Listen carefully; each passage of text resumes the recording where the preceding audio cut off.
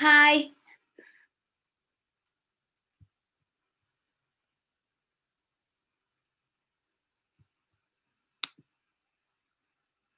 Sorry.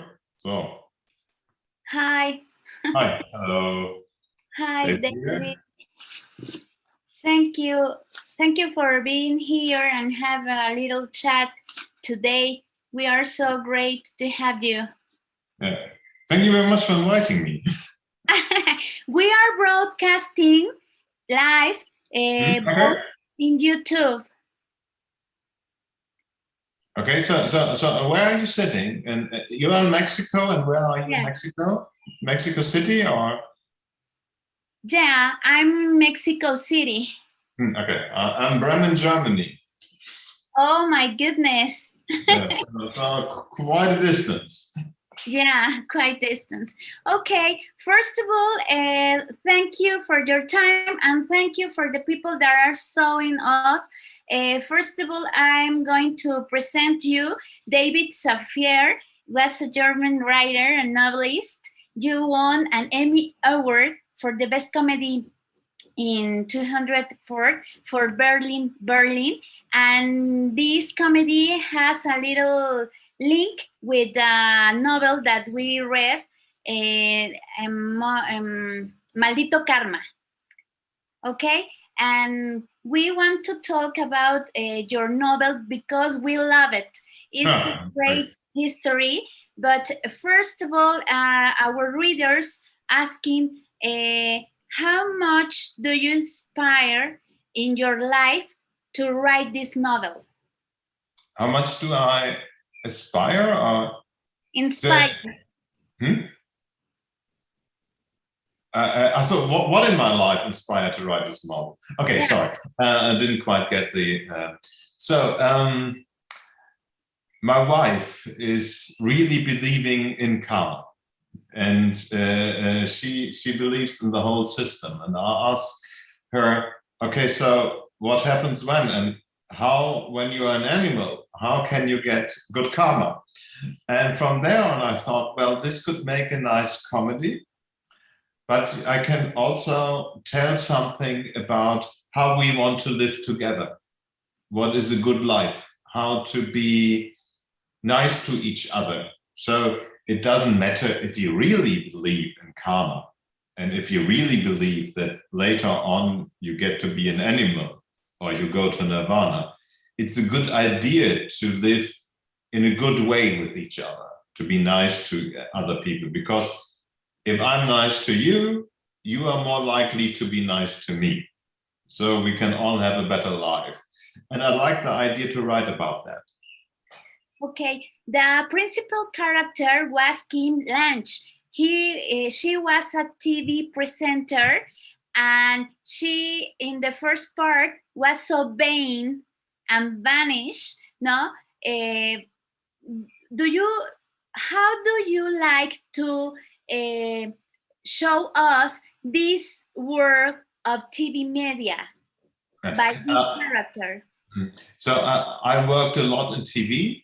I did television series, but I also know TV journalism, and I know this whole world. So, and I know how vain it can be, so that people are thinking, so I'm the greatest, even though, well, you just talk. So it's not like you're not saving lives, but you think you are much better than everybody else. So I know people who are like this, who are like Kim Lange in my novel.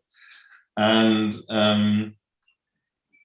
it's like this, that every character and every person in each novel has a small part of myself. And what Kim has is, she is very, very ambitious, and I was and I still am an ambitious person. And she loves her family. I love my family as well. And I always had a bad conscience because I had to work a lot when my children were little, because I didn't earn that much money. And I wanted to write. And like Kim, I always had a bad conscience.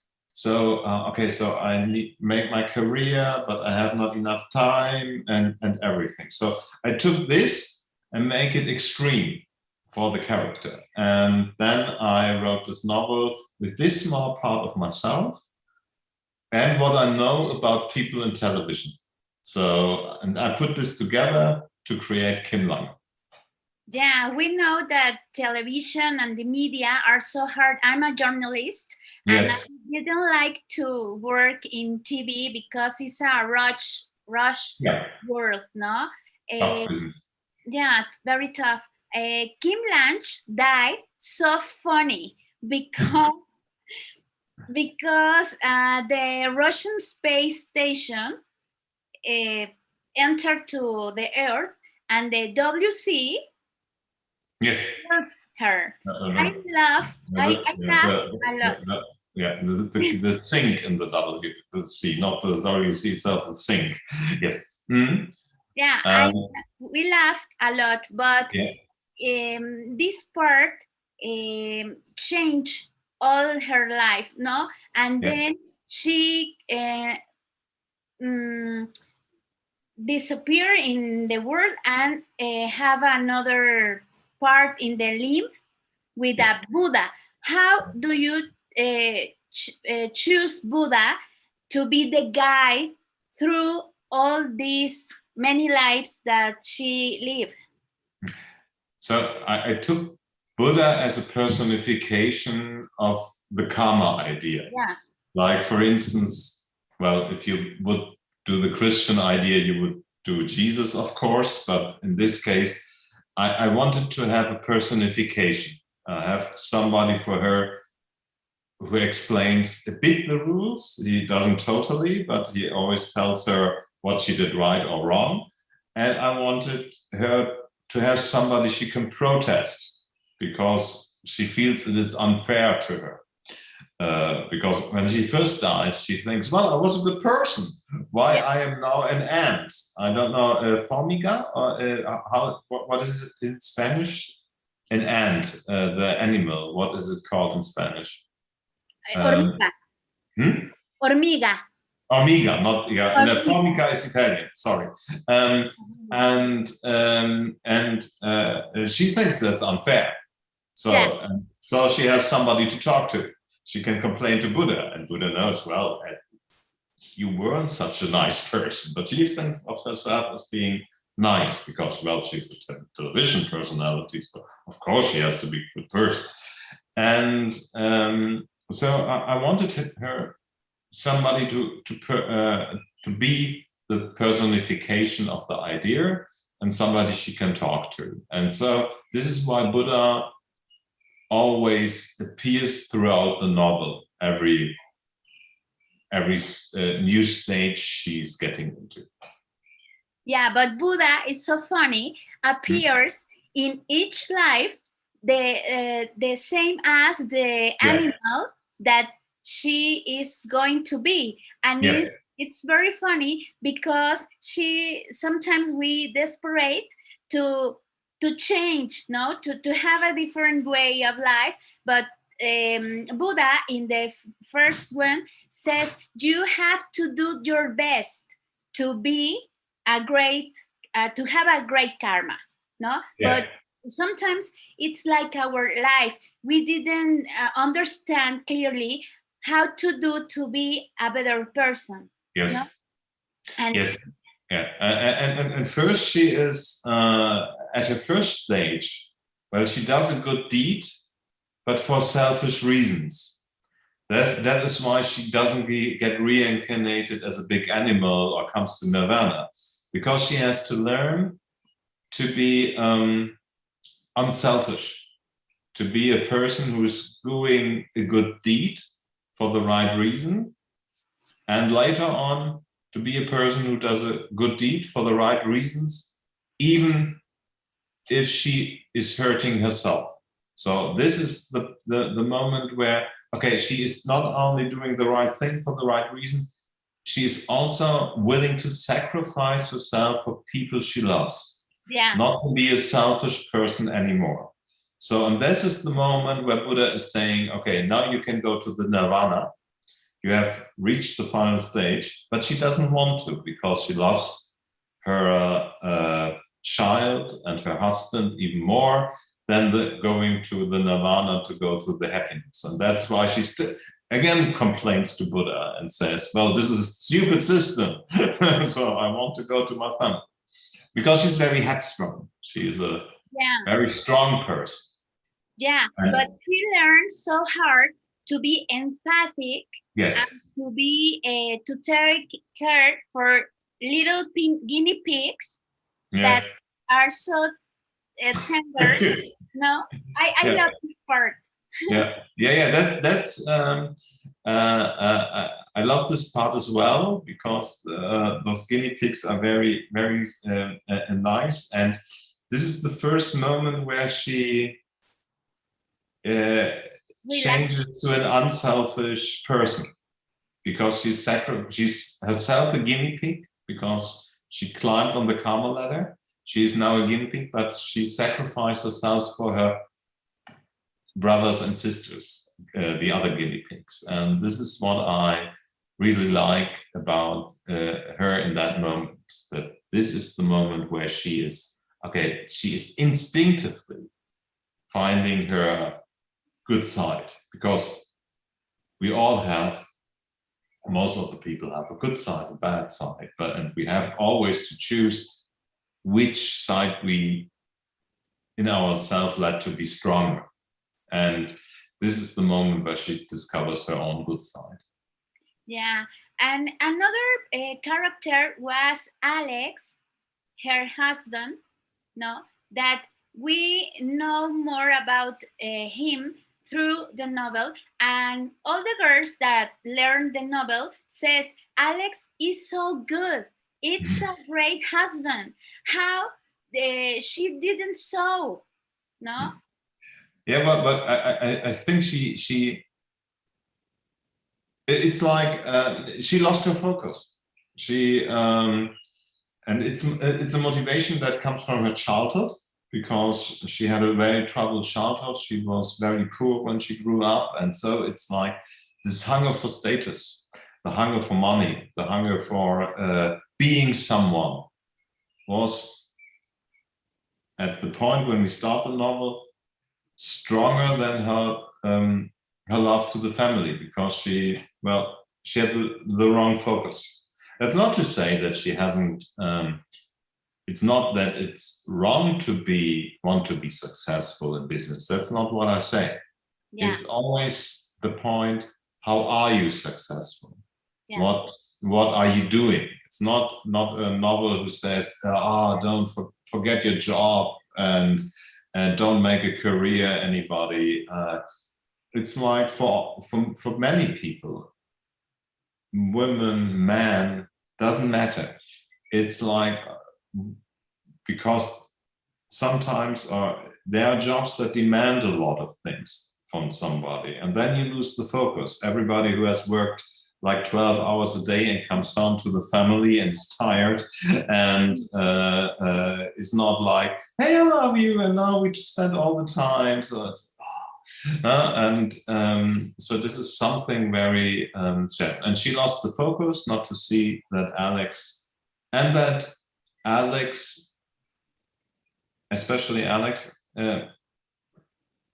for him it doesn't matter the whole television world. He loves her if she wins an award or doesn't win an award. So I have quite a few awards here standing, but my wife would love me even if I had an Emmy and 5 or 6 other awards were standing here. I cannot turn the things. So for my wife, like for Alex, it doesn't matter if there are awards. But for Kim, it was at that moment very, very important to win the award. Yeah, and she realizes that she's so selfish because sometimes she passes over other people, no? Yes. Assistance and be mean with another person. Yeah. She's very so she I think there's a in Germany there is a saying, she goes, you go over dead bodies, so in order to achieve something. And I think in the novel it's something like she does not only go over the dead bodies, but she steps on them with force, because she got the job through something where she was she knew that her predecessor took drugs, and so she organized that the press knows, okay, she takes drugs, and then she got the job. So she's a very she's not nice to the assistants, she's not nice to people that are below her, everything in order to be the best. Yeah. So and that's not a good way to be the best. You can maybe I personally do think, and I know people who are very successful who didn't need to do this, and I think you don't have to be like this, even though you work in an atmosphere where many people are like this, and this is something which deformed her too. Yeah, some friend of mine says me that he worked at TV media, and said to me, some people wants to be passes over the others to win, to be the host or to have a program. Right. No, I'm not like that kind of guy. No. Yeah, and this comes to my novel. That's not the things that make a real happy life, and what it is about in life. And then it comes the karma idea. It is a very good metaphor to write about this. What does matter and what does not matter. Yeah, about the karma, you show us in other lives of Kim that he has to suffer, no, sometimes pain and losses, about to die like a worm, or to make a strike to all the cows. No, I like a lot. Yeah, that it was a lot of fun to put her in different animal bodies and to think what it does mean for her. And because that is the lovable thing about Kim, she's a strong person. She is misguided, okay, in the beginning, but she's a very strong person, an intelligent person, and she can do the right thing as an animal. And she lives as an ant. She lives as a guinea pig, as a cow, as a dog, and and all these animal stages, she is a very, very strong person, and one who looks a bit other in a different way at the world and other people, and then she reacts in another way, and that makes it funny, but that makes her likable, because she is not, even though she is not a good person in the beginning, I think she's a very likable person because she has qualities, because she's intelligent, she's funny, she is a strong-willed person. So I like her a lot. And if you can see, if you look through the novel, there's not really a really evil person. It's not like the antagonist is not Darth Vader or a killer or something. The antagonist is in herself. Is the main antagonist of the novel is her bad side. So the fight good versus evil is in herself and not externalized. So this is something I like. I can now speak about the novel like this, that I say, oh, I like this, and it's not normally, okay, it would sound vain, but I wrote the novel 15 years ago. So for me, it's like, okay, with the having written a lot of stuff in between, I can say now, okay, I can see the qualities of the character of the novel, like I haven't written it because it has been so far.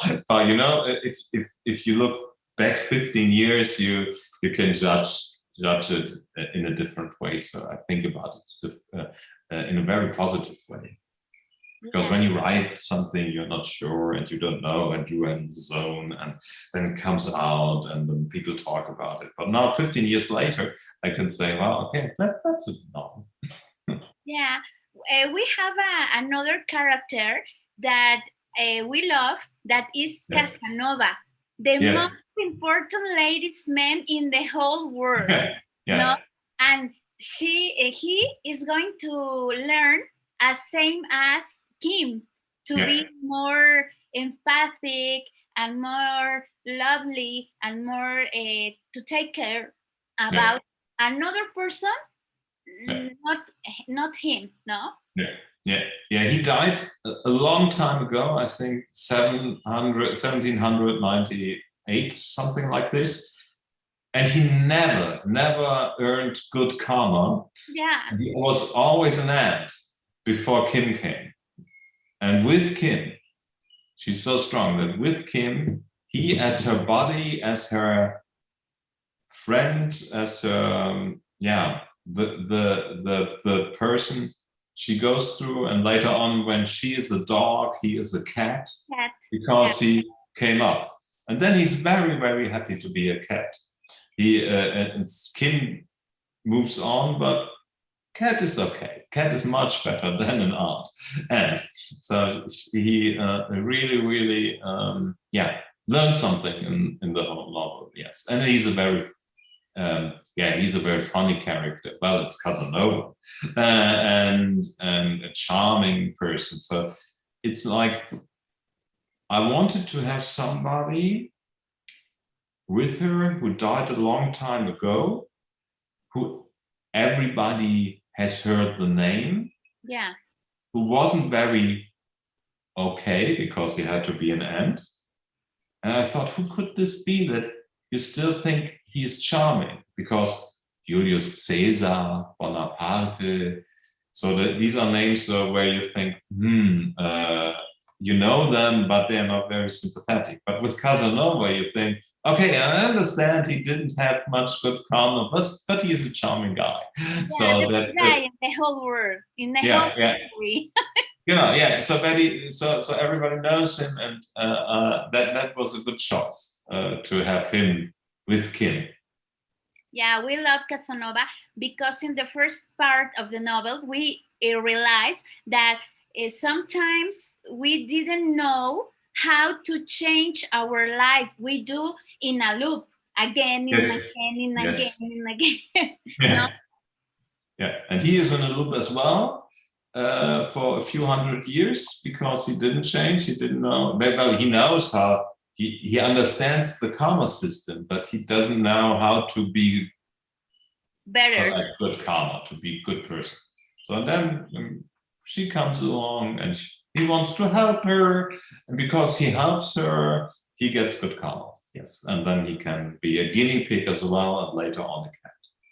Yeah, and Casanova be in love with another character that Kim hates, that it's her friend Nina. Yeah. And in the first part, we hate Nina, but in the last, we understand that it could be a nice girl that only wants to be in love. Yes. As I said before, there are no really evil persons there is no evil antagonist in the novel. You have to, so Nina's part, she always loved Alex, and she saw the bad sides of Kim.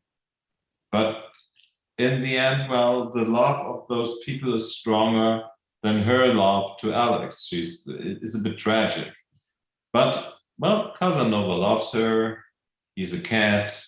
He probably, after the novel, when the novel finished, I think the cat lives with Nina. They both, Casanova and Nina, will be comfortable in some way.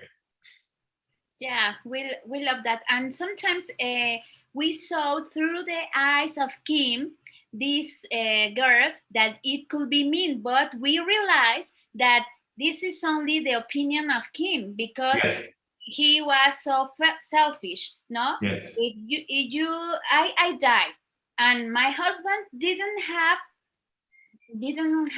this opportunity to be in love again, and this yes. so selfish. We realize that, no, and in the final of the novel, we love Nina, and we love your novel. Some of the readers send me some things that I have to read.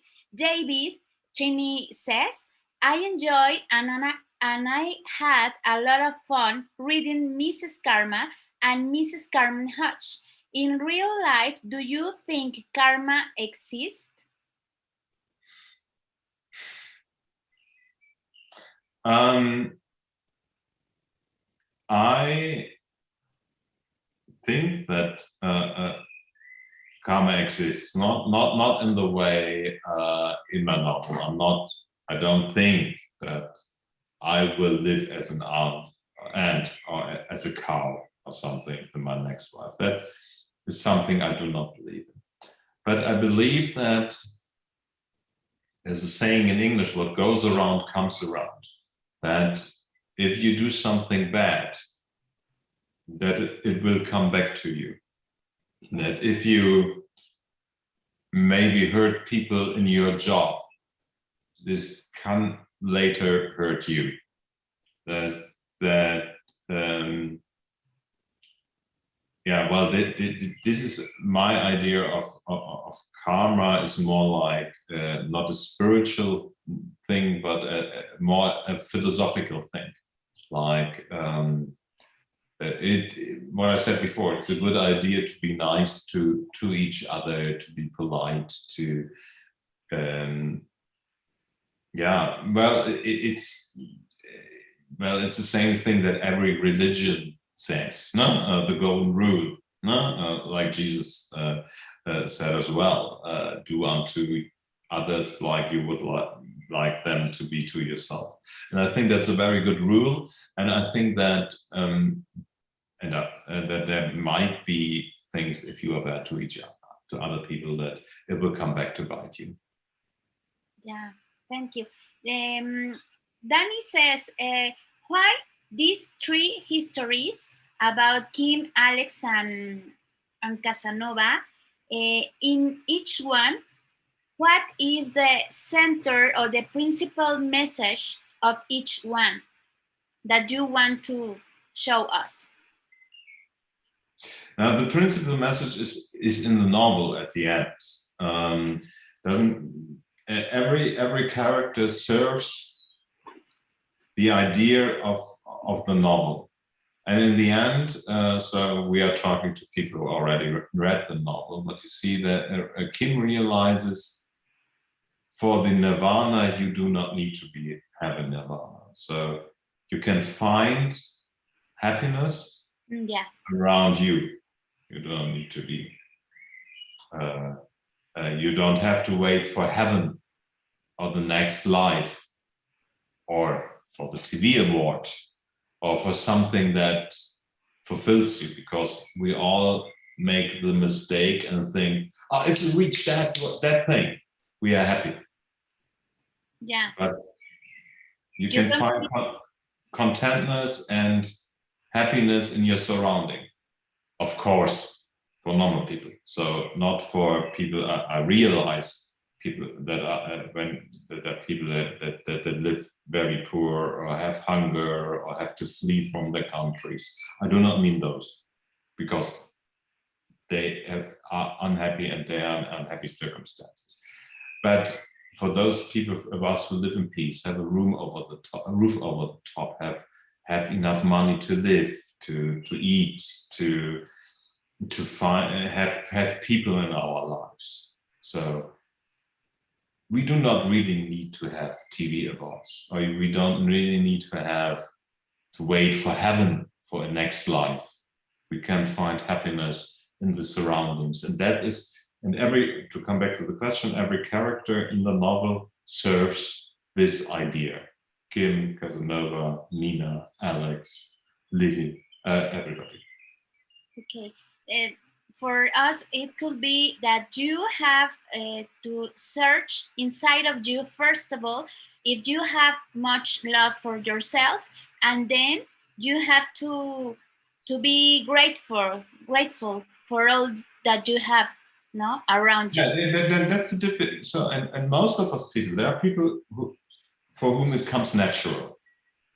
This is what you say, but most of us, we have to decide to look in this direction. Yeah. We have to. So, Kim has to die in order to look in this directions. You and me, we don't. Well, this would be bad. so we can choose. We can choose each day and every moment how we look at our lives. Of course, if you get ill, if you have pain, if somebody dies, if you have to flee your country, if you're hungry. So I mean, this is, but these are exceptions. This is a different thing. But in our normal lives, we can choose. We have to force ourselves. So most of us have to even force ourselves to be good, to be like this. If you are in a hurry and somebody else, and you think, okay, I'm in a hurry, but I'll let the other person in front of me because she needs it more. Or I want to have that job, but I have to destroy somebody to get the job. So I decide not to do this. So we can decide, and we can decide to look at our lives in a different way. But it's a daily struggle. Yeah, it's so hard sometimes. Yes. They say writing a book is a real challenge when your purpose is writing for people have a good time, maybe laugh. What is the main purpose when you write? The main purpose, depending on the novel, because I are on the screenplay. Because I also wrote a Holocaust film, a Holocaust novel I wrote as well, so this is different. When it comes to the funny novels and the funny stuff I write, so the first thing is to enter, yes, for instance. I have. Yeah. Okay, I see. You have the whole collection. Yeah. And you also have this one, yes. But when it comes to the that's the Holocaust novel that is playing in the Warsaw ghetto. But when it comes to the funny novels, it's first and foremost to entertain. And there is almost always in every novel, I try to have another layer. And you can choose if you want this to read this layer as well. To like when it comes to emotions, when it comes to what we talked about in the last few minutes, when it comes to philosophical questions. So you can, if you want, you can read this layer as well and let it touch you. But it's not like, okay, I want to touch you. I want to get my philosophical ideas across. Because first and foremost, the goal is to entertain. People have to laugh, or should. I would love them to laugh. And then it comes to the other layer, which is important for me as well, because I think that the best comedies are grounded in something deeper. Deeper questions and universal questions like the ones that we talked about in a few minutes. Yeah, along your novels, you gave us an opportunity to thought about the self-love, to love of a mother and a daughter, and all of things that it's so most important, no? Not to be successful, not to choose to have a great life, to be happy. Yes, and again, you can choose in the little moments. tend to, me myself as well, we tend to forget that, because when we are in a hurry, or we are stressed, or we are somebody was not nice to us or something like this, but we can still choose to look in this direction, how we act with other people. So in normal situations as well, because of course there are other situations. Yeah. Well, Trini says, what kind of topic or topics you will never write about, or do you think that not good to talk about and make funny writing? Well, when it comes to funny writing, everybody has a different kind of humor which you like. Personally, I don't like humor where you make fun of weaker people, of people who are have a tragic story or have a bad life. So I don't want to make fun of poor people, about disabled people, and stuff like that. I personally don't like jokes where you just want to provoke people, where you think, oh, I'm brave because I did a great joke about Allah or Muslims, or just because, well, because I provoke people. Yeah, well, that's a humor. Well, people do this, because I think if you do make humor, I would like to make a humor. This is what I try. Maybe I don't always achieve it. Where you can learn something about yourself. Where we can laugh in a way where we laugh with each other, not about other people. Well, of course, I can make fun about high politicians. That's okay. Or about big bosses. That's okay. Or media stars. So this is fair game. But but I want, if you read all these books, you have read some of them, I would like that we laugh with each other and maybe learn something about ourselves. This is the kind of humor I like. So personally, I don't want to make fun about people who are weaker than I. I don't want to make jokes just for provocation's sake. This is something I don't like. Another where it comes, because there's a type of joke in Germany where people make fun about priests that are molesting small children. So they are making humor about this. And I always think, yeah, but they are also the small children.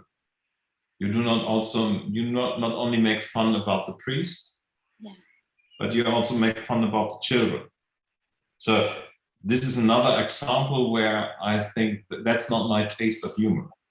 So many comedians are doing this. And they think, okay, that's satirical because it's against the church. Yes, but in your joke, you have always the molested child. So, but they are thinking, so we are doing the crusade, we are provoking the church. And I think so, if you want to do this, then leave the molested child out of your jokes. So, but that's everybody can joke. Everybody is responsible for their own jokes. Everybody has a different taste. That's just me. That's my answer. A long answer to this small question.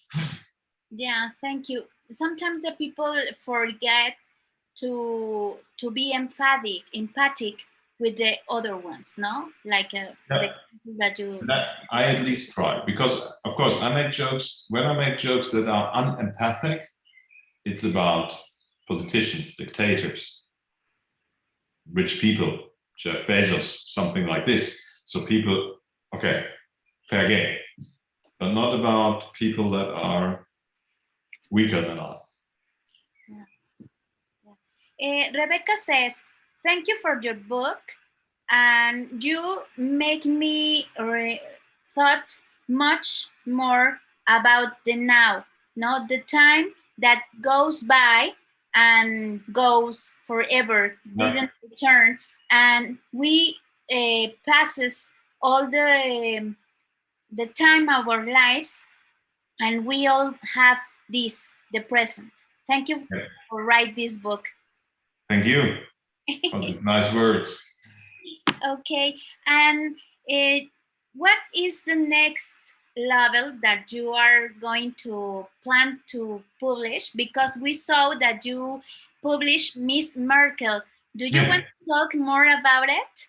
Yeah, I don't know if you Mexicans are familiar with European politicians. Yeah, I know.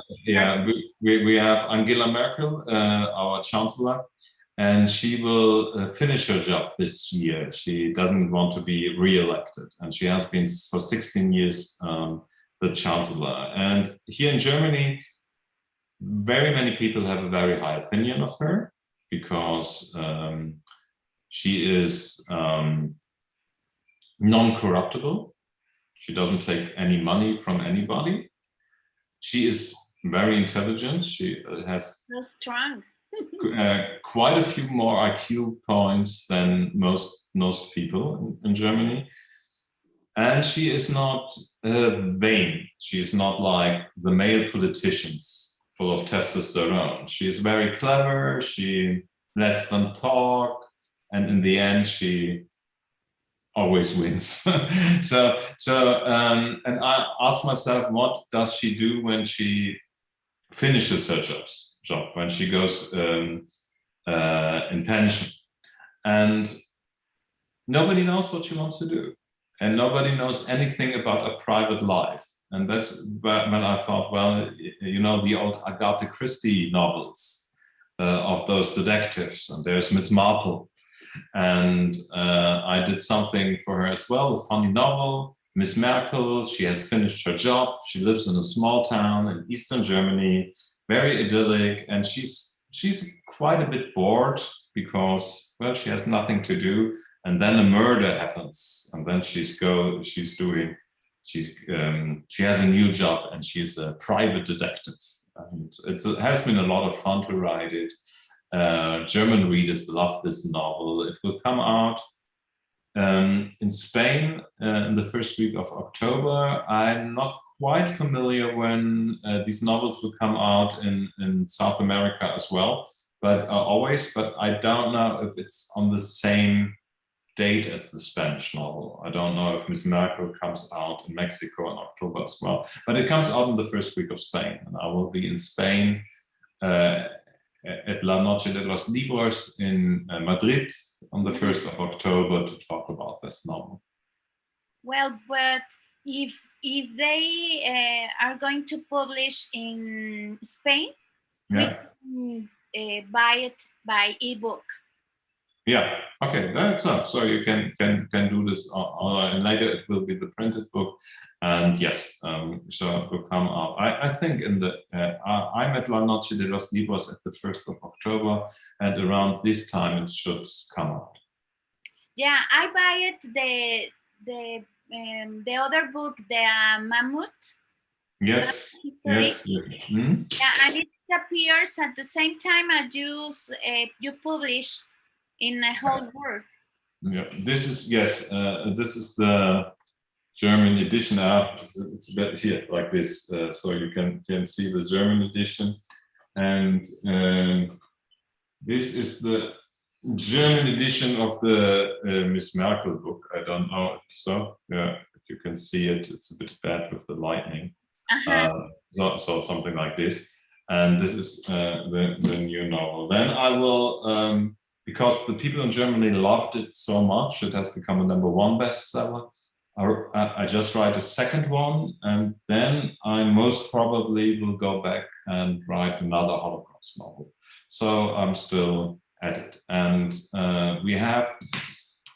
we made an animation film of Una Familia Feliz. I saw it. I saw Yeah, it. you saw it. And in November, I don't know when it comes to Mexico, there will be a second one of Una Familia Feliz. I don't know.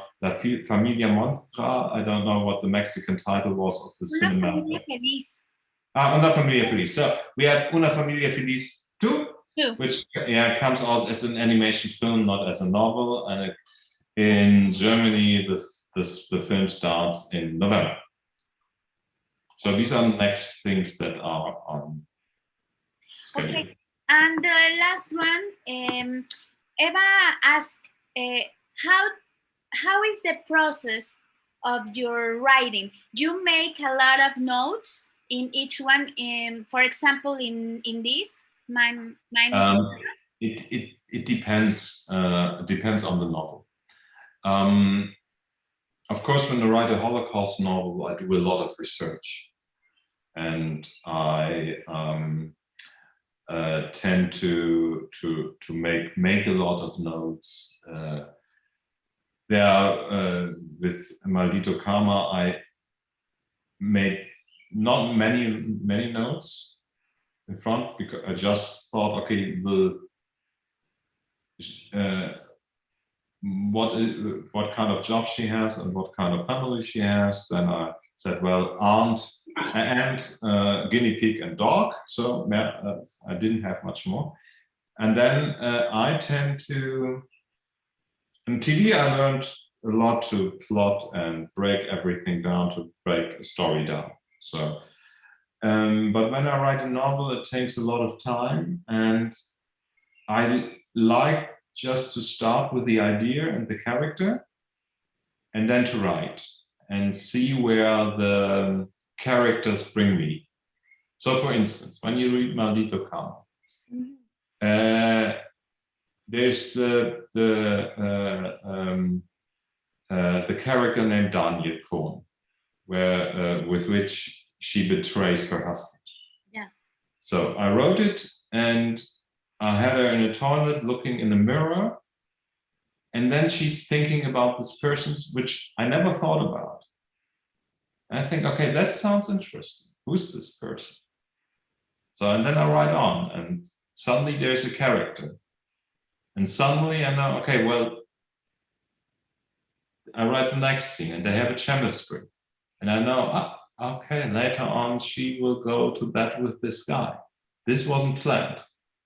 So, or in other novels, like, even if I make a plan, if you read the Holocaust novel, 28 Days, which I plotted the most. So then I think, okay, well, this part may take 50 pages. And then it took like 200 pages. So because the story and the characters, they do their own thing. And the thing is, I like to be surprised. If I have everything planned out and I write it for a year, it can become boring, and it become, less lively for myself. And if I think that's lively, or if I feel surprised, the chances are that the reader feels surprised as well. So I do tend to make not much plan. Okay. Well, the last is, what are your next projects in novel, if you have some? Yes, like I said, it's the second Miss Merkel. Yeah, because it was a big success You have in Germany, and I like the characters. I like how Angela, she has a lovely bodyguard. You will see she has the dog. Will you see? I don't know, a mops in German. He's named Putin. Mm-hmm. And her husband. I like the characters a lot, and I started to write it up because I love the characters. I wrote just on. So, and then I thought, okay, if the first one flops, I have to throw away what I write, but I love the characters. And then the people asked me after they read the first one, will there be a second one? Will there be a second one? And then I wrote the second one. And then again, I just plan to do Holocaust novel after that. So these are the ideas. If I do it, we will see. Okay. Well, I really enjoy to talk with you. That's what was a lovely interview, and thanks a lot to be here in Atando Libros. And as you saw, I'm a huge fan of Thank you very much. Yeah, great. Thank you. Thank you. I hope that we have time another year to read some more of your novels, inclusive Mrs. Markle. Yeah, well, I'm very. It was interesting because I don't know how it's in Mexico, but in Spain, the head of Seix Barral said me, the publishing house said to me, "Oh, we had so good reactions.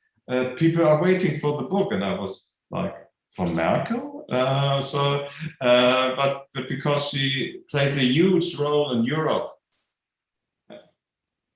She is a politician that is very respected in many countries because she has she's just different. So I'm very interested in how she, because many European countries will publish this novel.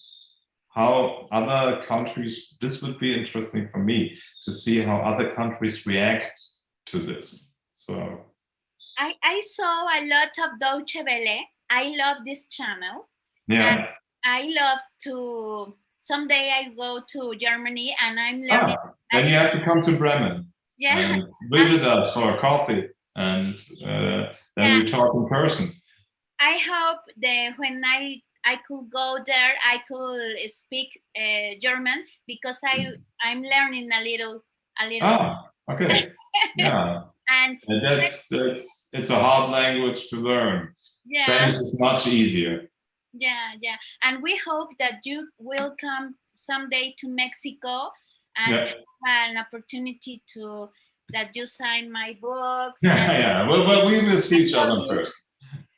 And if you come to Germany, you don't have to take them with you, because I have a lot of Spanish editions. Then you just have to take them one way to your country. Okay. Well, we hope that you came to Mexico and to know you. Yeah. Will do. Thanks a lot. Danke. Bitte.